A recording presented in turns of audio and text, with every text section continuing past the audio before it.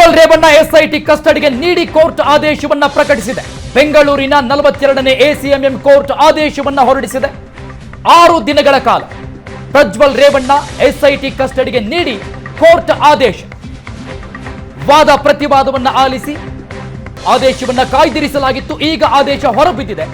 Prajwal Revanna SIT ಕಸ್ಟಡಿಗೆ ನೀಡಿ court ಆದೇಶವನ್ನ ಪ್ರಕಟಿಸಿದೆ. Big breaking news. ಬೆಂಗಳೂರಿನ 42ನೇ ಎಸಿಎಂಎಂ ಕೋರ್ಟ್ ಆದೇಶ ಇದು. 6 ದಿನಗಳ ಕಾಲ ಪ್ರಜ್ವಲ್ನ ಎಸ್ಐಟಿ ಕಸ್ಟಡಿಗೆ ನೀಡಿ ಕೋರ್ಟ್ ಆದೇಶವನ್ನ ಹೊರಡಿಸಿದೆ. 14 ದಿನಗಳ ಕಾಲ ಎಸ್ಐಟಿ ಕಸ್ಟಡಿಗೆ ನೀಡಬೇಕು ಅಂತ ಎಸ್ಪಿಪಿ ವಾದವನ್ನ ಮಂಡಿಸಿದ್ರು.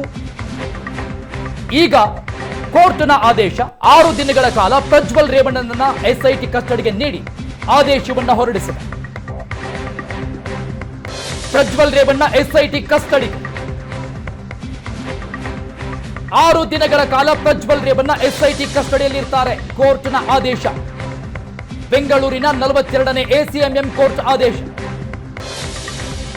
ಸುದೀರ್ಘವಾದ ವಾದ ಪ್ರತಿವಾದವನ್ನ ಆಲಿಸಿದಂತಹ ಕೋರ್ಟ್ ಆದೇಶವನ್ನ ಕಾಯ್ದಿರಿಸಿತ್ತು. ಈಗ ಕೋರ್ಟ್ ಆದೇಶ ಹೊರಬಿದ್ದಿದೆ. ಎಸ್ಐಟಿ ಕಸ್ಟಡಿಗೆ ನೀಡಿ ಕೋರ್ಟ್ ಆದೇಶವನ್ನ ಹೊರಡಿಸಿದೆ. ಬೆಂಗಳೂರಿನ 42ನೇ ಎಸಿಎಂಎಂ ಕೋರ್ಟ್ ಆದೇಶ ಹೊರಬಿದ್ದಿದೆ. 14 ದಿನ ಎಸ್ಐಟಿ ಕಸ್ಟಡಿಗೆ ನೀಡಬೇಕು ಅಂತ ಎಸ್ಪಿಪಿ ವಾದವನ್ನ ಮಂಡಿಸಿದ್ರು. ವಾದ ಪ್ರತಿವಾದವನ್ನ ಆಲಿಸಿರುವಂತಹ ಕೋರ್ಟ್ 6 ದಿನಗಳ ಕಾಲ ಎಸ್ಐಟಿ ಕಸ್ಟಡಿಗೆ ಪ್ರಜ್ವಲ್ ರೇವಣ್ಣನನ್ನ ನೀಡಿ ಕೋರ್ಟ್ ಆದೇಶವನ್ನ ಪ್ರಕಟಿಸಿದೆ.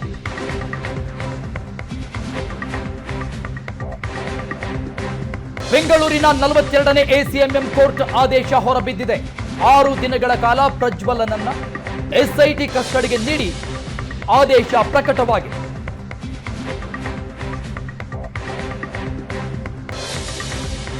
ಪ್ರಜ್ವಲ್ ರೇವಣ್ಣ ಎಸ್ಐಟಿ ಕಸ್ಟಡಿಗೆ ನೀಡಿ ಕೋರ್ಟ್ನಿಂದ ಕೊನೆಗೂ ಆದೇಶ ಹೊರಬಿದ್ದಿದೆ. 6 ದಿನಗಳ ಕಾಲ 14 ದಿನ ಕಸ್ಟಡಿಗೆ ನೀಡಬೇಕು ಅಂತ ಎಸ್ಐಟಿ ಪರ ವಕೀಲ ಎಸ್ಪಿಪಿ ನಾಯಕ್ ಅವರು ವಾದ ಮಂಡಿಸಿದ್ರು. 6 ದಿನಗಳ ಕಾಲ ಪ್ರಜ್ವಲ್ನ ಎಸ್ಐಟಿ ಕಸ್ಟಡಿಗೆ ನೀಡಿ ಕೋರ್ಟ್ ಆದೇಶವನ್ನ ಪ್ರಕಟಿಸಿದೆ. ಇದೀಗ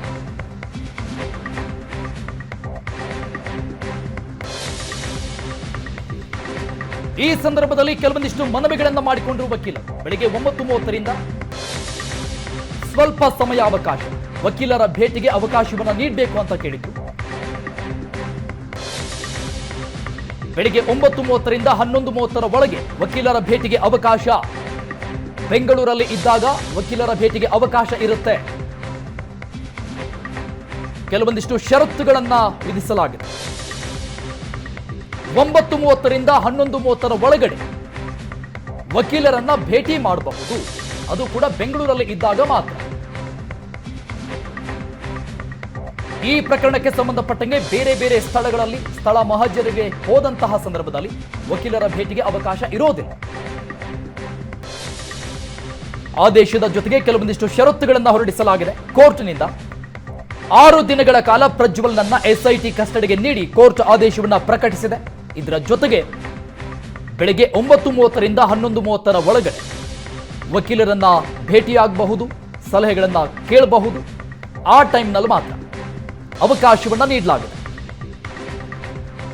ಬೆಂಗಳೂರಲ್ಲಿ ಇದ್ದಾಗ ಮಾತ್ರ ವಕೀಲರ ಭೇಟಿಗೆ ಅವಕಾಶವನ್ನ ನೀಡಲಾಗಿದೆ. ಬೇರೆ ಸ್ಥಳಗಳಲ್ಲಿ ವಕೀಲರ ಭೇಟಿಗೆ ಅವಕಾಶ ಇರೋದಿಲ್ಲ. ಆರೋಪಿ ಬೆಂಗಳೂರಲ್ಲಿ ಇದ್ದಂತಹ ಸಂದರ್ಭದಲ್ಲಿ ಮಾತ್ರ ವಕೀಲರ ಭೇಟಿಗೆ ಅವಕಾಶ ಇರುತ್ತೆ. 14 ದಿನಗಳ ಕಾಲ ಎಸ್ಐಟಿ ಕಸ್ಟಡಿಗೆ ನೀಡಬೇಕು ಅಂತ ಎಸ್ಐಟಿ ಪರ ವಕೀಲ ವಾದವನ್ನ ಮಂಡಿಸಿದ್ರು ಎಸ್ಪಿಪಿ ಅವರು. ವಾದ ಪ್ರತಿವಾದಗಳನ್ನು ಆಲಿಸಿದಂತಹ ಕೋರ್ಟ್ 6 ದಿನಗಳ ಕಾಲ ಪ್ರಜ್ವಲ್ನನ್ನ ಎಸ್ಐಟಿ ಕಸ್ಟಡಿಗೆ ನೀಡಿ ಕೋರ್ಟ್ ಇದೀಗ ಆದೇಶವನ್ನ ಹೊರಡಿಸಿದೆ. 6 ದಿನಗಳ ಕಾಲ ಪ್ರಜ್ವಲ್ ರೇವಣ್ಣ ಎಸ್ಐಟಿ ಅಧಿಕಾರಿಗಳ ಕಸ್ಟಡಿಯಲ್ಲಿ ಇರ್ತಾರೆ.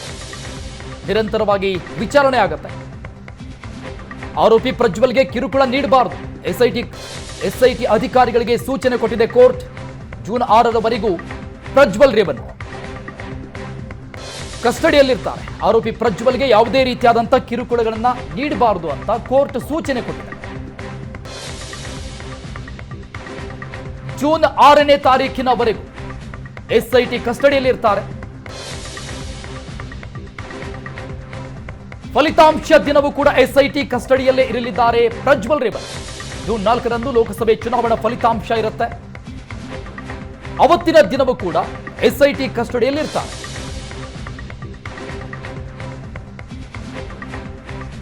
ಹಾಸನದಲ್ಲಿ ಮೈತ್ರಿ ಅಭ್ಯರ್ಥಿಯಾಗಿ ಸ್ಪರ್ಧೆ ಮಾಡಿದ್ರು.